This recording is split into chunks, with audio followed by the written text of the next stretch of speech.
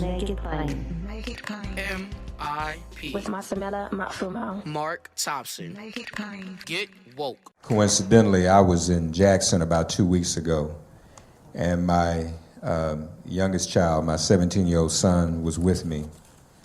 And I said, I want to show you something. So I took him to the house, to Medgar's home, which is now administered by Tougaloo College, and is an historic site and a museum. But I wanted him to go there and see what had happened there, and to hear that story, and to know that legacy. And we appreciate Congresswoman Norton remembering that to us. And yes, we all should keep Congressman Lewis in our prayers. Speaking of protests, I was involved in one earlier today.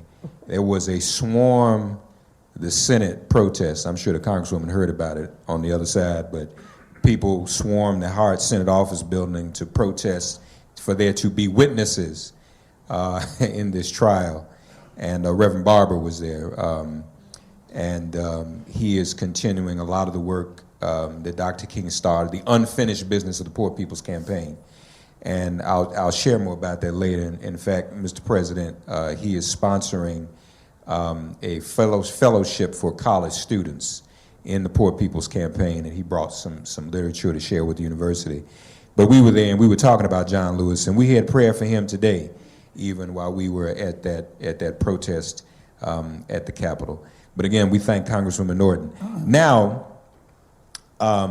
when Mayor Pratt was organizing this event, she had said to me, you know, Mark, we ought to have someone younger, from the younger generation, to talk about contemporary protest and what that means. And so I want you to help me find a young person. I can remember when the mayor used to call me and I was the young person. But I guess I'm not no more, amen? So we were to have a representative tonight from Black Lives Matter, Sister Nene Taylor, but she is under the weather, but she sends her regards and solidarity to you all and wishes she could be here. And I think, obviously, the Black Lives Matter movement is one of the most contemporary movements we have right now dealing with the issues of police violence. But we also have with us someone to speak to us from a contemporary perspective. Now, when I was at UDC, Mr. President, we didn't have hip-hop professors. We just didn't have them. That just didn't exist. And Lord knows how it would have been if we had had that. We were already rabble-rousers, so we had hip-hop professors. There's no telling how that would have turned out. Right. So, but there were just none here at the university. You know, we didn't have one here. So here with us tonight, he is known as Professor Lyrical. He's a mathematics professor right here at the University of the District of Columbia. And, you know, as the Congresswoman and the professor and Denise were speaking, we all know the power of culture and of arts and music and poetry and expression in the movement. And that has always been the case, and that has always been present, and it has always helped to get us through. So we want to hear a few words now from him now, and if you could share the impact of your knowledge of the history of the march upon you and your students, and how it applies today in these contemporary times. And by request, feel free to spit us a little something too, if you like Professor Lyrical. Okay, all right. Give Professor Lyrical a round of applause.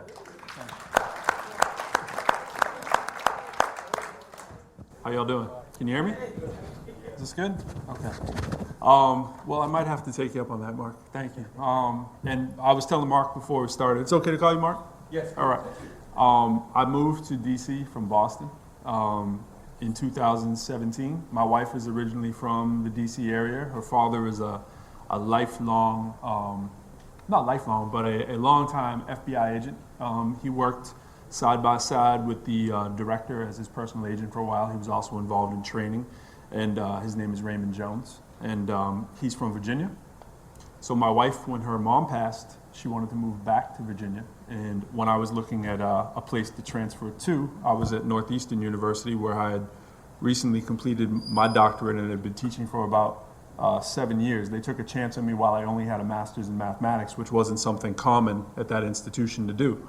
However, I had used my platform for hip hop, rapping, speaking, mentoring others, trying to find their voice as well in my community, which was Lowell, Massachusetts, north of Boston. And so I kind of had to use what I had to be able to get involved, to be able to even teach into higher ed. And part of that came from my platform of hip hop. I am old enough to remember the influence of Public Enemy. When I was a child, Chuck D let me into my first concert, gave me backstage passes. I snuck into a concert I wasn't supposed to be at. Fast forward to about 5 years ago, we both spoke at a conference in Denver. I was performing and speaking, and he was speaking, and we were kind of reminiscing on that situation. And you can imagine I probably stood out as somebody rapping back at that time. And Chuck remembered me, and that was kind of life-changing for me relatively recently. I wanted to jump forward to that just to say that I wrote a book. It was called Put 'Em All to Shame, the curriculum. And basically what I did was in 2014-15, which helped me establish some of my platform, that book came out along with the album. And in the album, the chapters correspond to the songs. So they're packaged together, okay?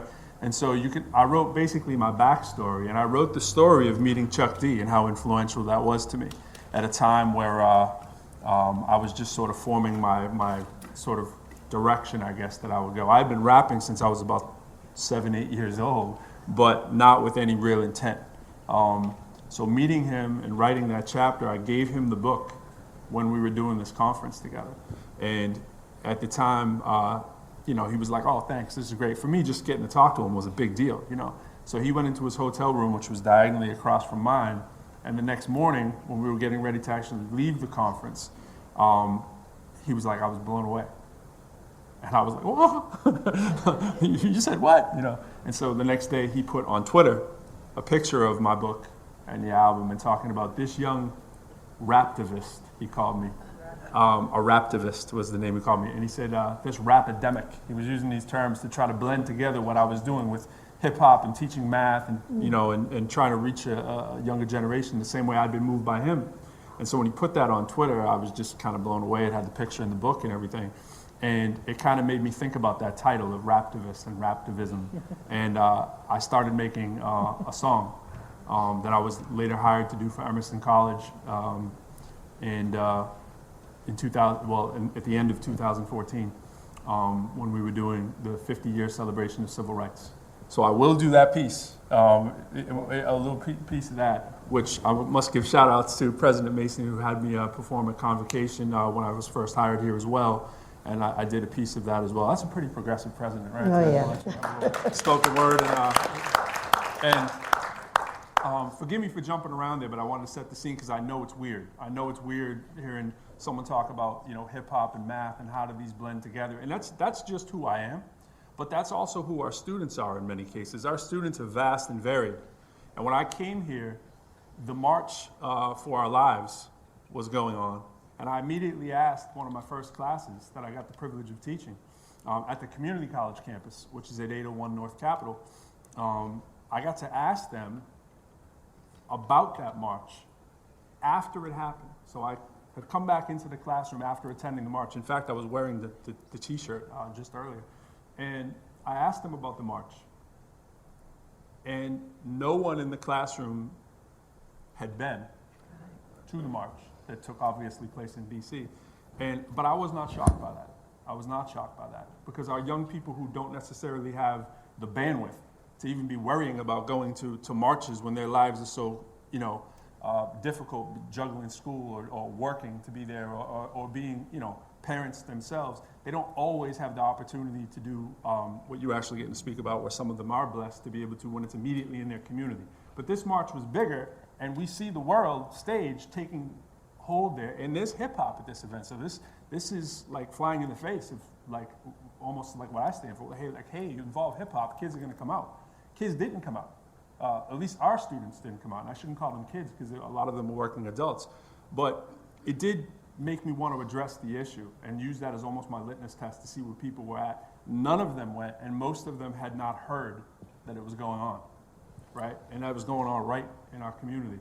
And so the question I think comes is like, how can we tap into the interests of young people who would want to be there if they actually had reached their radar, because it is so noisy out there on social media. If you're on Twitter, if you're on Facebook, if you're on Snapchat, if you're on whatever, what have you, the gram, right? If you're on these things, the bombardment of noise is so distracting for our young people, and for me, for us as adults, it's distracting. And trying to filter out what's going on out there, it's a shame when something like that movement actually didn't penetrate the bandwidth of our students, right?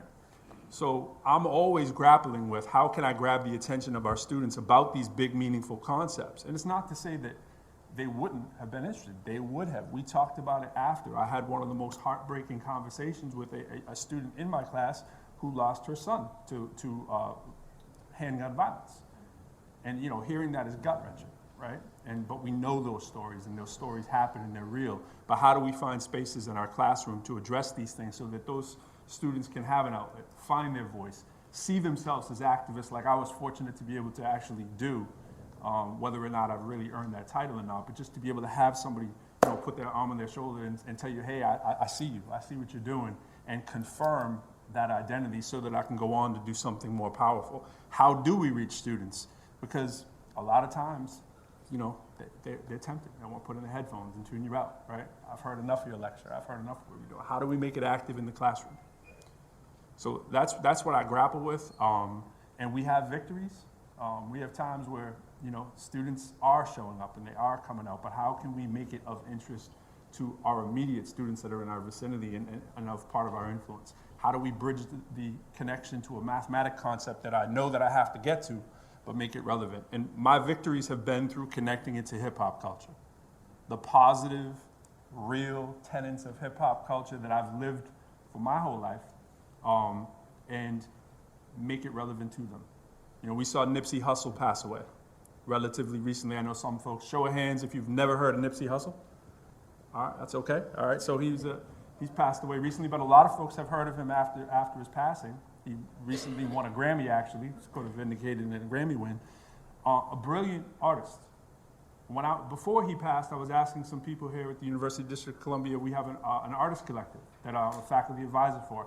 I asked many of my students, who do you look up to now, right, to get their pulse? It's not going to be Chuck D right now, right? So Nipsey Hussle was on the tips of everybody's tongue, right?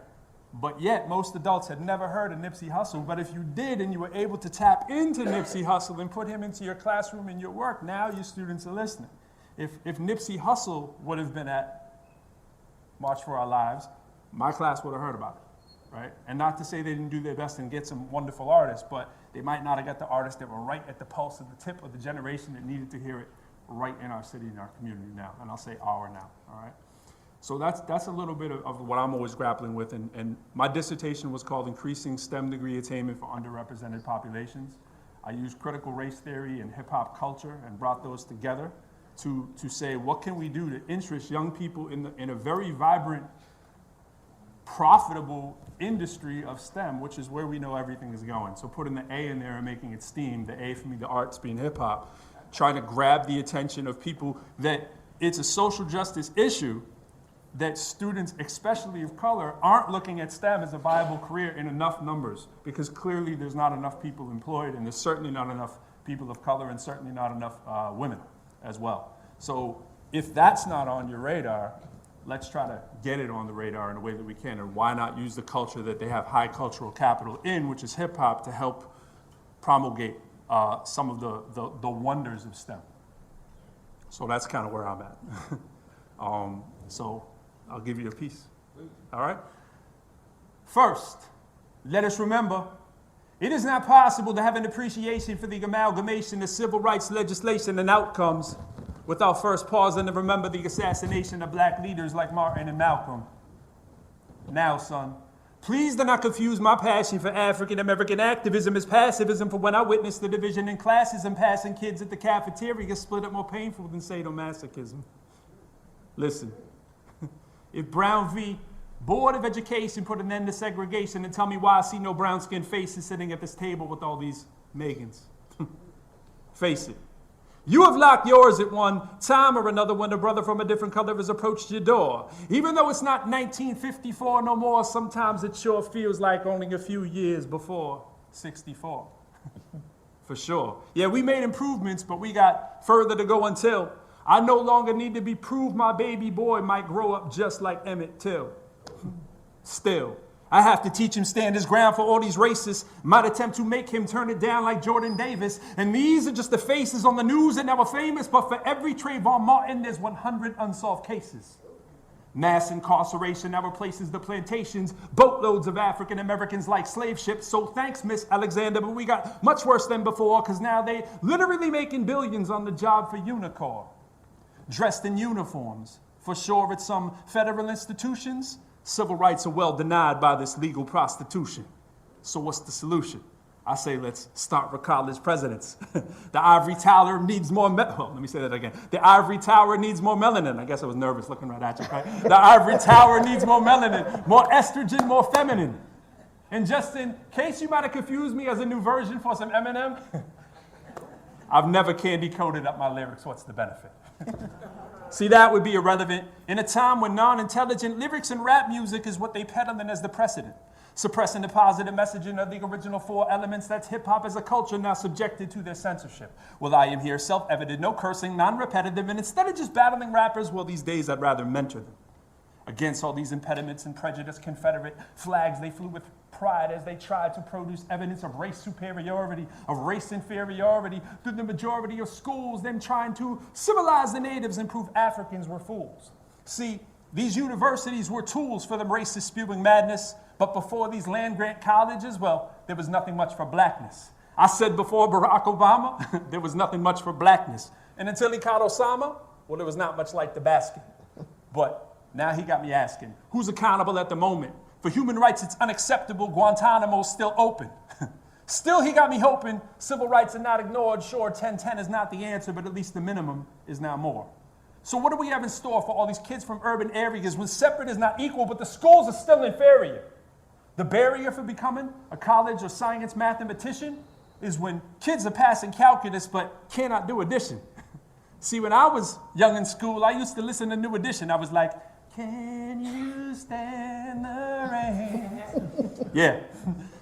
Everybody knows. No, let me stop. But I wanted to be just like them. If they told me, I'd have listened. So my question is, where are the role models, the actors, the models, the producers from tomorrow? Show our young scholars that there's honor in a way to clock them dollars. Beyond just popping collars and beyond just popping bottles. Beyond Beyonce on a surfboard, there's more to work for than McDonald's. See, we can solve our problems with a different point of view. More diversity, our scientists are way too far and few. So who will be responsible for the future generation? Respecting education starts with teachers, how we pay them. So let's pay some attention and keep up the vigil fight till a health and wealth disparity is not a blemish for civil rights. All right.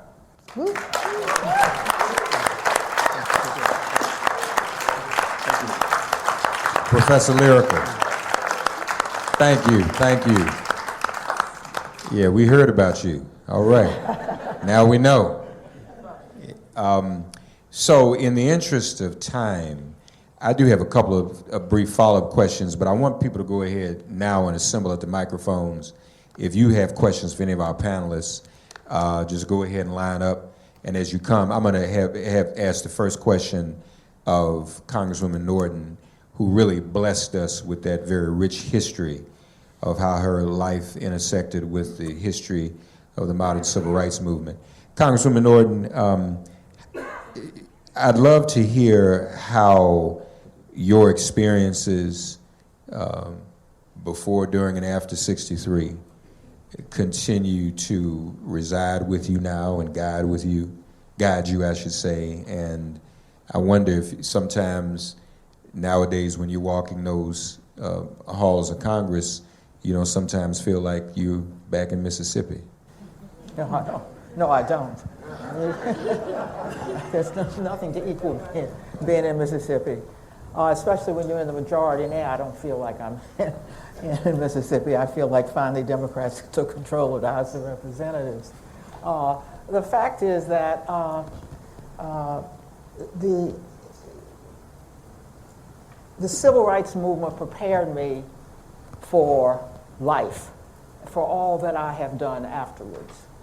Growing up in Washington, I'm a third-generation Washingtonian, in a segregated city, going to segregated schools, taught me all I needed to know, so that going to Congress, I went to Congress with that history, and now I'm applying that history to my next goal, and that is to make the District of Columbia the 51st state of the United States.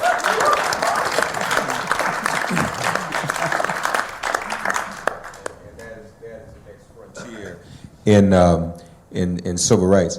One amendment to what I said earlier. I said when I was here, we didn't have hip-hop professors, but let me just be correct on the history. One of UDC's predecessor institutions was Federal City College. They were the Panthers before Wakanda in the movie, right? That's correct. All right, the original Panthers. Now, one of the professors and one of the teachers at Federal City College was Gil Scott-Heron. So, amen. I just wanted to point that out. My sister, your question. I don't really have much of a question. I just wanted to let you all know how appreciative that I am that you all came out here, and to just kind of let you all know a bit of why this is so important. I know it's a lot for, like, I'm born and raised here. I'm from Northwest DC. In 2011, my sister was murdered on my, she was my cousin, but my sister, she was murdered on my aunt's porch on Sherman Avenue. At that time, we were graduating from Cardozo Senior High School. And after that, I wasn't going to school. I wasn't doing anything. I didn't care. I was depressed. My principal at the time, they paid for me to go to prom and everything, encouraged me to go. I sat a year out, then enrolled into the community college and legal assistance. I got my associates in legal assistance in 2016. Prior to that, I had no interest in the government. I had no interest in, only thing I knew was it was Democrats and Republicans, and I wasn't a Republican, you know. And like, I had no knowledge of anything, the structure or anything. Before getting my degree. Since I just got my bachelor's here in political science in December of 2019. Thank you. After giving birth to my daughter in 2017, she's now 2. She's been going to school with me since she was 3 months old. But it's different sitting in Cardozo Senior High School and hearing your history and hearing the things that you have done, and it resonates so differently, and it's so inspiring to a young. I'll stand here at 26 today, and in June I founded a nonprofit organization called Capital City Soul with a few other young people to get involved in the city, because we're fighting 2 different wars. We have politics here, but we have the streets here. My little brother was murdered on September 19th of 2019. He was involved in that 6-person shooting that happened in Columbia Heights, and to them, that's a whole nother war. Like he said, it doesn't resonate with them. So what I do now as a young woman is trying to find a way to bring those worlds together and show them why it is relevant that you are. Like, I get up every morning, I look at my daily news on BBC. If I'm watching anything, it's MSNBC, BBC, or HGTV. You got to throw something in it. But all in all, this for me, like, I had no other reason to be here other than the fact that I wanted to. And I'm glad that I did come, because I got to listen to you all, and thank you. Because I will be one of the individuals that take this city on forward, and I'm proud of it. That's right. That's right. Thank you, sister. We're very proud of you. Thank you, thank you. Yes, sir. First of all, I'd just like to thank all of you all for being here, for our former mayor putting this presentation on, and Ms. Bassett with your committee. But I just wanted to say to Congressman Norton, I had the opportunity of taking care of James Foreman and Farmer, and I just want to know your aspects of between him and Dr. King, because he used to tell me some things about him and Dr. King. What's your fond memories of the differences between the 2 gentlemen? You mean Jim Foreman, who was the head of, he wasn't the SNCC. head of SNCC, he was the Treasurer. executive director, as it were. By the way, he has a son who teaches somewhere, who's an intellectual. Right. Jim Foreman was older than the rest of us and knew how to run something. He kept SNCC together and was really critical. When the chairman of SNCC changed from year to year, our former mayor was the first chairman of SNCC. He's really from down there, it's Tennessee or somewhere down there. So I'm glad you raised Jim Foreman because his name is less well known, but he was the glue. With all these students, sometimes they go back to college. Some of them dropped out of college, no expertise whatsoever. So this strong black man, he and his wife, came down to the South. He didn't really run SNCC, but he knew how to make SNCC think it was running itself. And it's a very important name to raise up. Thank you for that. Jim Foreman Jr. is at Yale. That's where he is now. He's teaching law at Yale. Brother Duno? Peace to everyone. Since the protocol has already been set, I won't get into the details, but I would just like to say I'm thankful for being a graduate of 1982 of the College of Education and Human Ecology. Why that? I'm going to direct this question directly to whomever want to ask it, but I want to specifically state to the Professor of Lyricists that James Sylvester Gates, the physicist of symmetry, some of us call that whatsoever it is in the STEM, and since people know that I'm of the University of the District of Columbia, we put the A of agri, which is agriculture, which includes art. But the question is, Dr. Professor President Mason, and to my elders, may I have the right to continue to speak? Yes. Excuse me. But anyway, well, what happens is that Dr. James Sylvester Gates, being a physicist, he introduced the adinkra symbols in the teaching of physics because of the symmetry that comes out of Ghana, West Africa. And we just give you a little kudu, Professor Lyricist, because it can be done. Because when I taught at Garfield Elementary School, we did hip-hop, high into poetry, healing our people in the circle of life, back during the late 80s and the 90s. It can be done. And hopefully we will have an institute at the University of the District of Columbia. Thank you. Thank you. I want to ask just one other follow-up. I'm coming back and forth. Professor, you talk a lot about the history of, no, this professor, I'm sorry, Dr. Arnesen. I was looking at the other one. Dr. Arnesen, yeah. I say you impressed him. I said, Professor, you look right at you.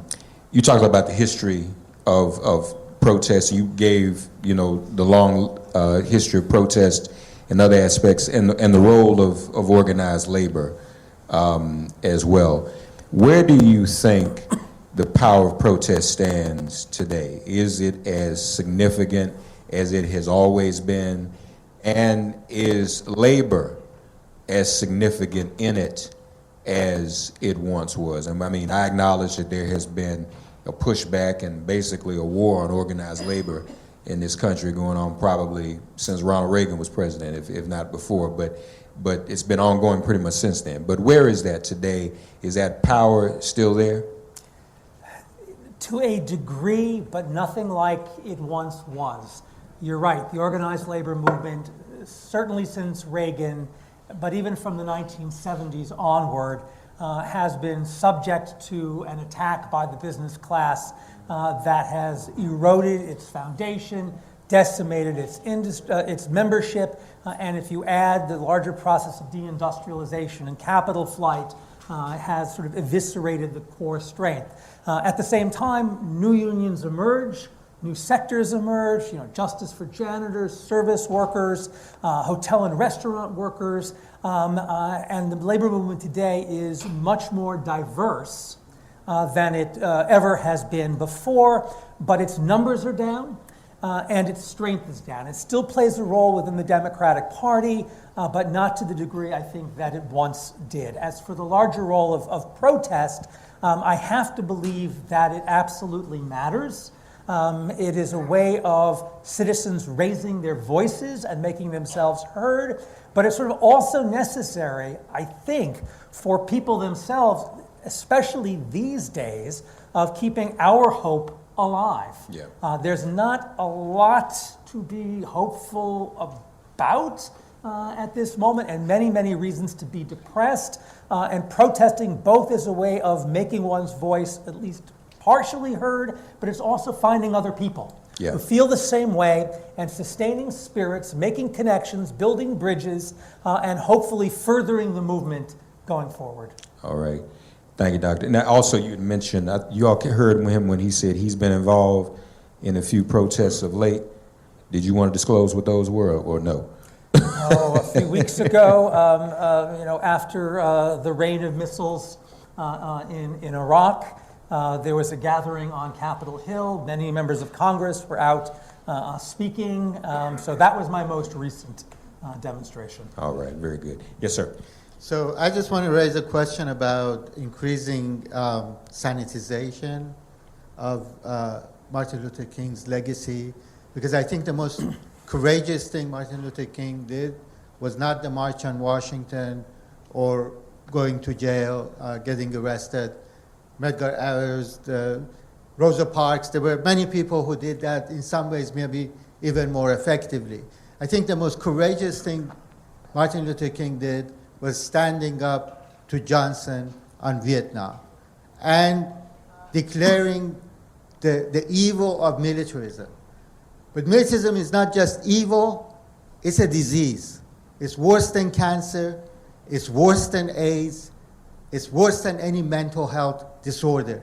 It represents a collective psychosis, and we're not dealing with it. We are not naming it, and that would be the most important thing we can do to honor the legacy of Martin Luther King. And just one thing, when I heard there's a Navy ship being named after John Lewis, I don't think Martin would have been cool with that. Okay. Denise, you spoke about perception and media and how certain things are portrayed.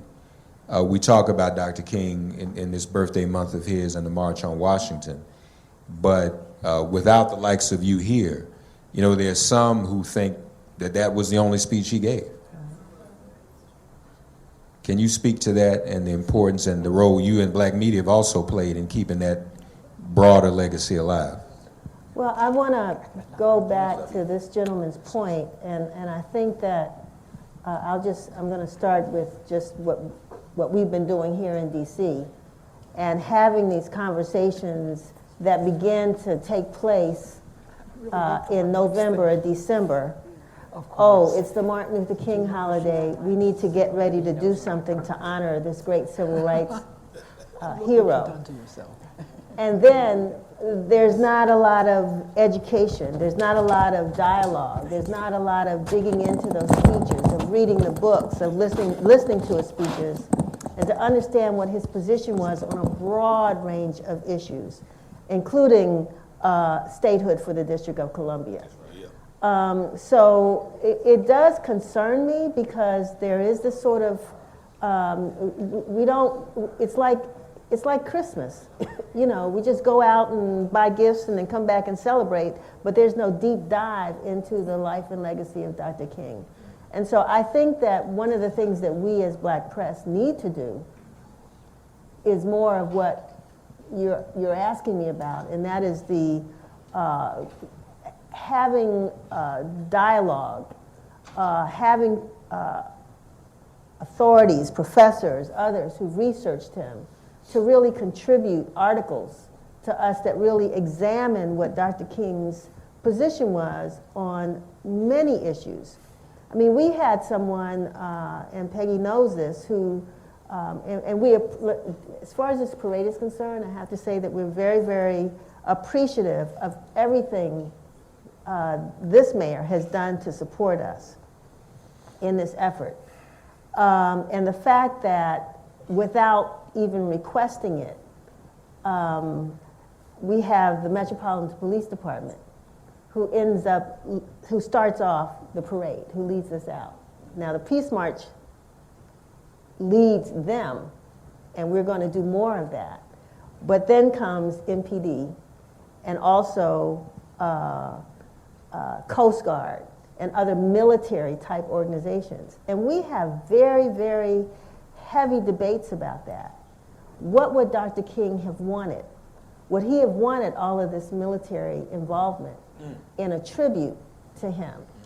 And so we've gone out and asked people, like your buddy, Dr. Ben Chavis, who said to us, while the police were sometimes perceived as the enemy of the civil rights movement, Dr. King always confided in them when he was taking people out to march. They were protectors when they were organizing. And so there was I don't know the correct phrase to use, but there was a respect, you know, for the movement and for having these officers involved. So yeah, I mean, it's important to have these conversations, not just the month before the holiday and the month after, and to ensure that we raise up what Dr. King stood for in every issue. And I do believe that there's still a strength in marching.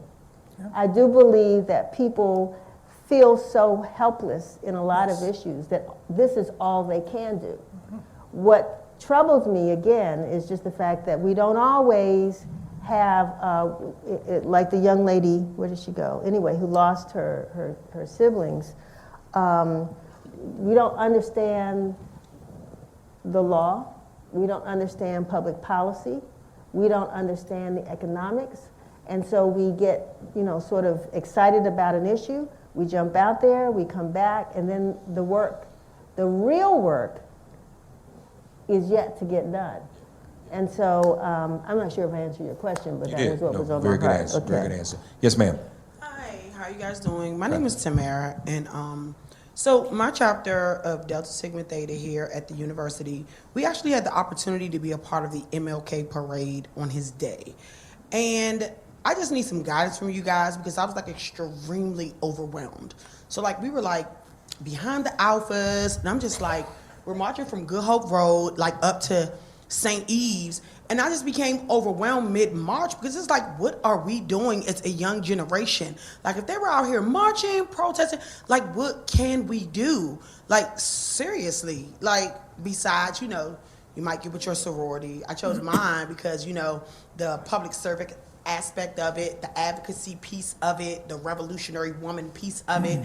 But like as a young woman, I just need some tips on like how can we strategize, how can we mobilize, because like I was overwhelmed. I'm like we're the spoiled generation. We literally did not have to do the things that you guys did.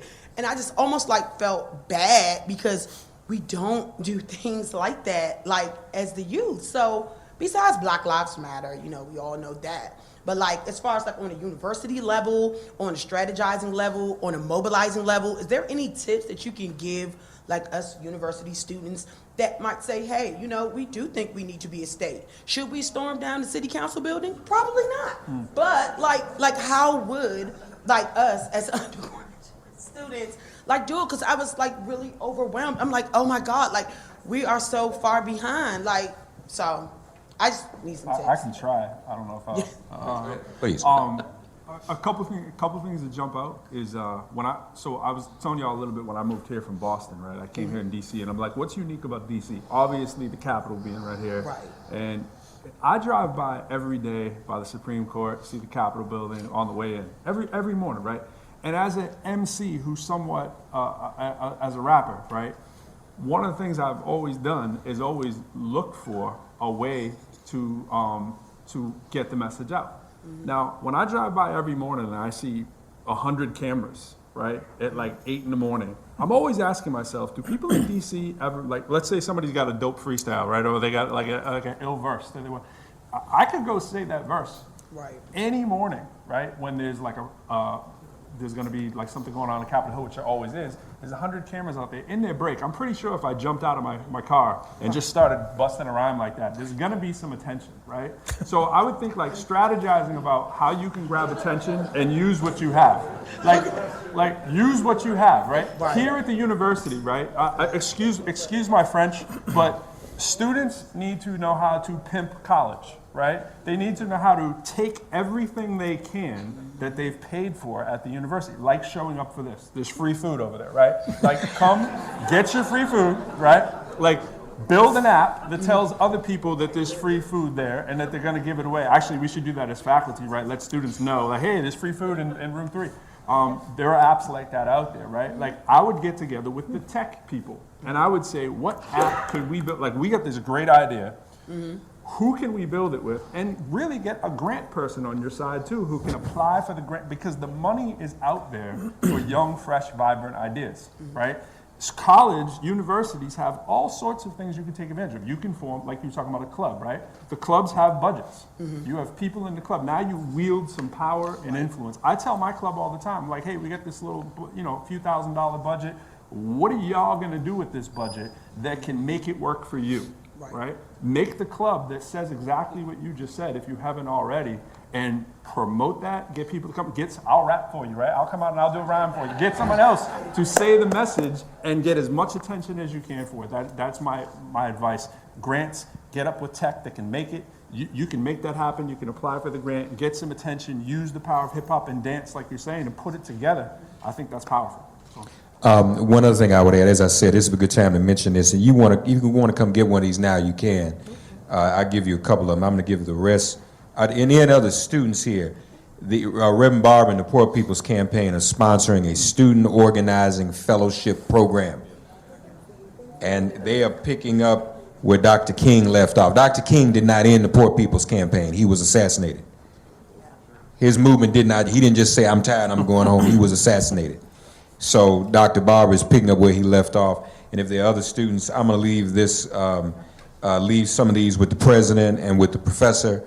So if you have students who take those two, Mr. Mason, Dr. Mason, and if you all have students, and those of you who are elders who know students to participate in that, please do so. Gonna move. I just want to real quick. Okay, real quick. We're almost out of time. Yeah, I'm sorry, but of all people, I'm just shocked that you're thinking the Deltas aren't involved, because the Deltas are, I'm not a sorority person, but they are the most active Greek letter organization that I know of. You all are very, very engaged in the community.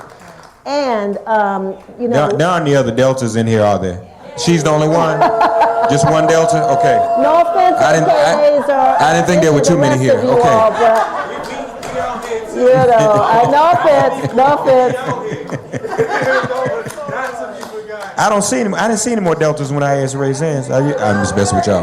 But I would just encourage you, because while there are a lot of young people who come out and participate, what we're trying to do, one of our biggest challenges in this city, I think, is trying to get young people who are in the high school level to earn their 100 hours of community service to get out of high school. Yeah. And you all can help them to do that. Whatever you create, partner with a high school, partner with some students there, and tell them, look, I mean, it's hard for us to do it, but you might be able to do that. Your sorority sisters might say, let's pick a high school, Roosevelt, Blue, Dunbar, whatever, and say, we got a project, we need some kids, and we can give you all community service, and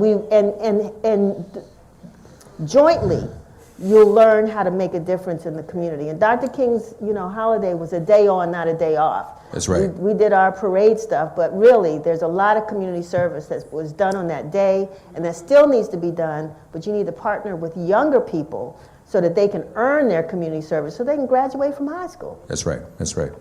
I'm just teasing the Deltas.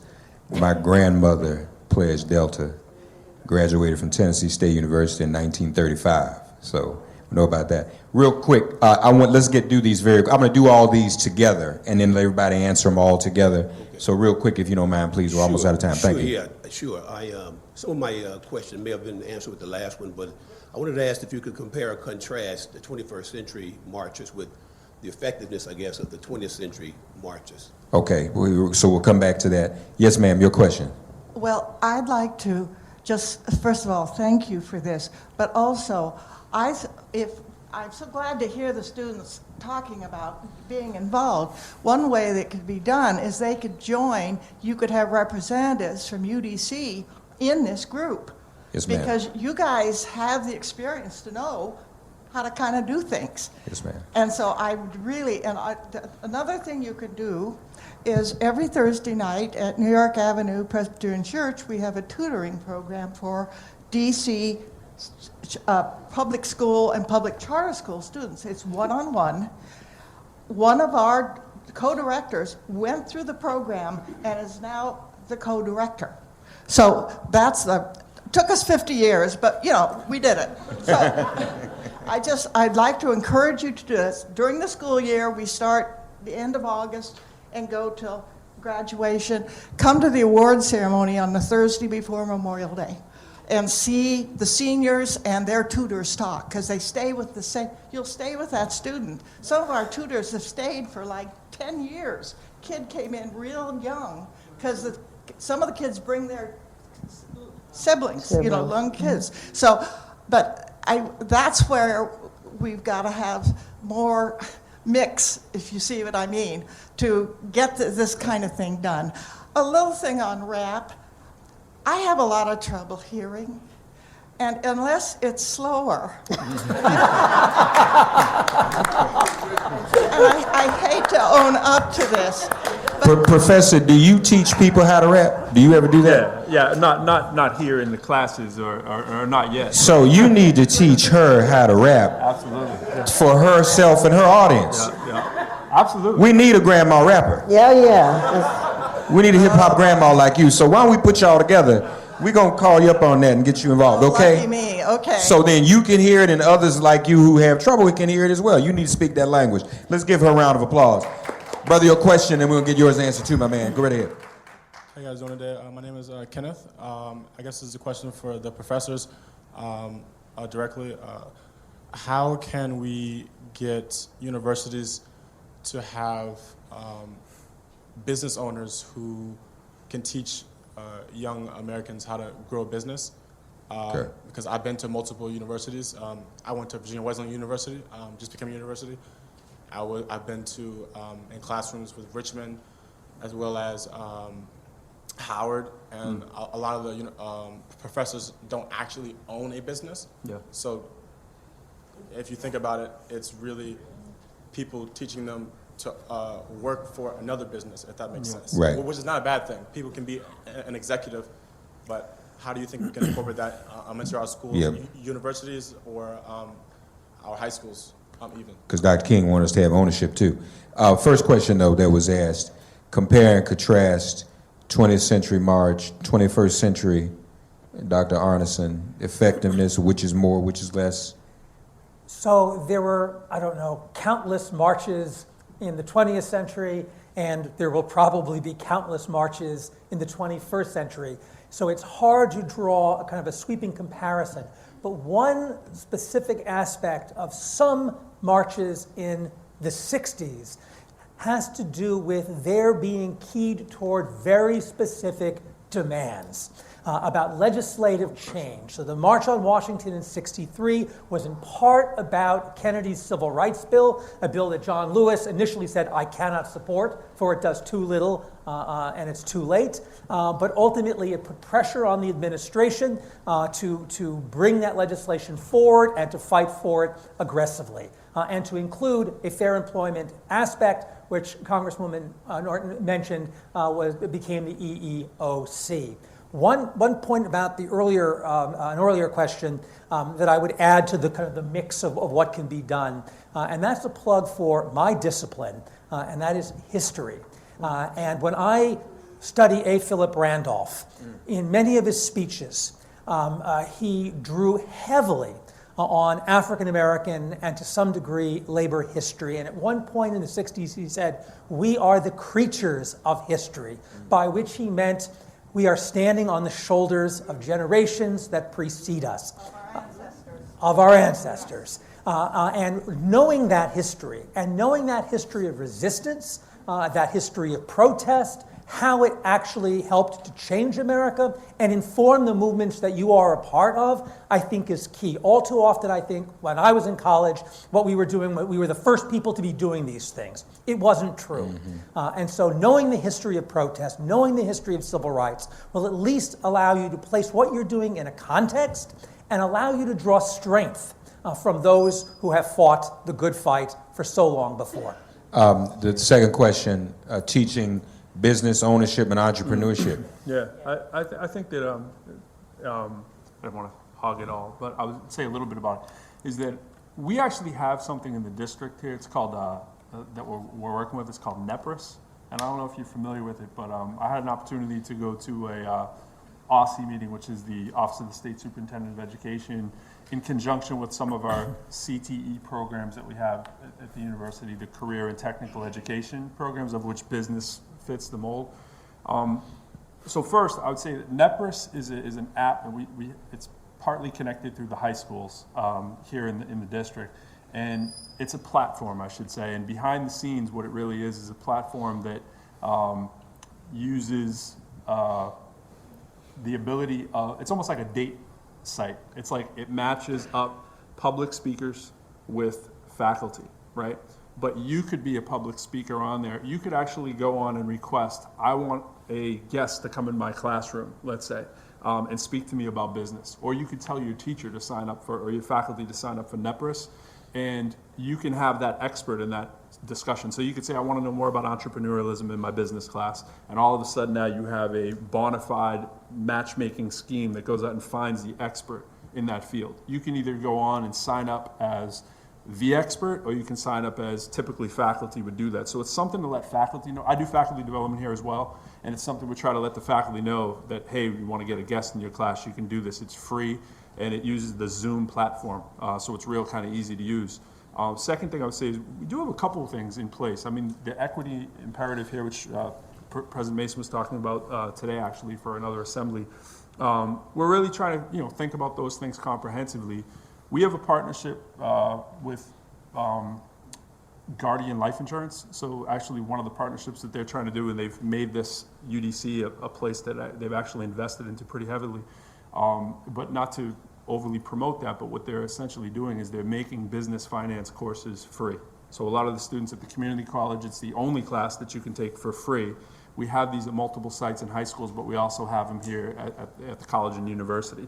So that business finance course is dedicated to entrepreneurialism, understanding how to manage your money, not get in credit card schemes and debt and so forth. So those are just a couple things that I know that we have, but I think we need obviously much more. And again, I'd go back to clubs too, like as many clubs as you can do that can tap into that. And you can demand that yourself if you get the club of people that want to do one that focuses on that and bring those kind of speakers to speak directly to you.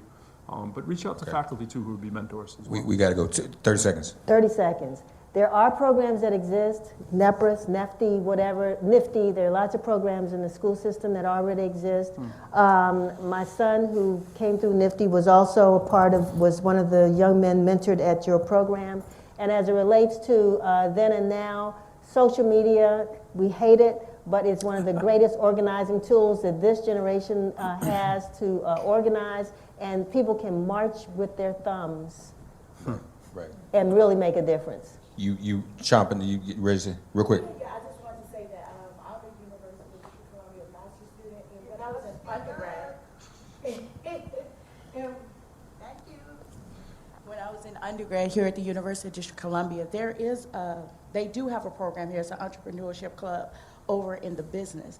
And while I was a student, they recognized that I own my own business. So I and several other people in the class were there, and I also talked to them about how to register your business, because I basically focus on the government and things like that. So there is a club over on the business, and I'm a master's of science. I'm not even business. And I just so happened to join the entrepreneurship club over there. So there are wealth of information over there. So there's a club. Well, thank you all. The next big march in town is June 20th. Reverend Barber's Poor People's Campaign and Moral Congress. Can somebody come take these and pass these out to everyone? My brother, would you mind doing that? Reverend Barber sends his love and wish that he could be here as well. But that's the next big march in D.C. coming up this summer. Let's thank our panelists, Professor Lyrical, Denise Rolark Barnes, Dr. Eric Arnesen. Give them a round of applause. Thank you to the MLK Holiday Commission. And we want to bring Mayor Pratt back up. Now, hold, tomorrow's your birthday? But it's tomorrow your birthday? Well, no, can I do something, though? No, we just want to wish you a happy birthday. Can we do that? Yeah. Everybody stand up. Happy birthday to ya. Happy birthday to ya. Happy birthday. Happy birthday. Thank you, everybody. It was a great panel, and thank you all out here in the audience for a great evening, a stimulating conversation, and a great job, Mark. All right, thank you. Thank you.